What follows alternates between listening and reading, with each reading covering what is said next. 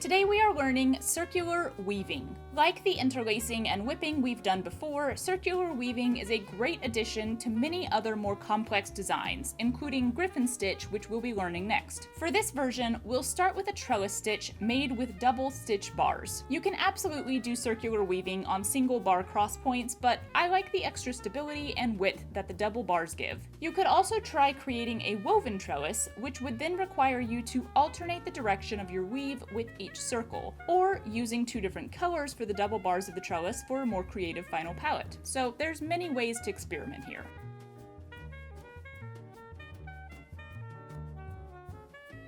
Now for the weaving itself, come up right next to a cross point, almost underneath it. It doesn't matter which square you start in, as long as you come back to that same place to create the single loop. Wherever you begin weaving, you'll want to take your thread over the crossing threads of the trellis, the bars on top, and then slide your needle underneath the ground threads of the trellis, the bars closest to the fabric. Repeat to complete a full circle with your weaving thread, and then you can go back through the fabric here for a single loop, but I'm going to repeat the weave all the way around to create a double circle.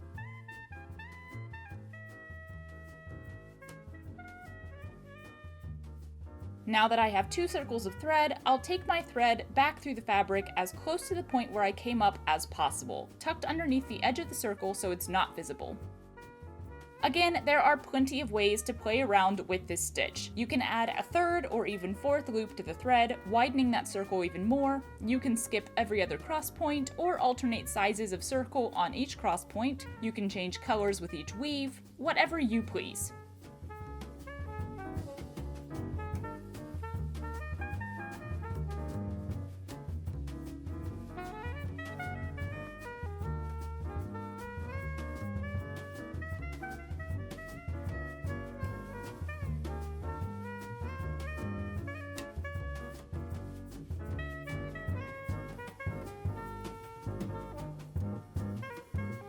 Here is our finished circular weaving.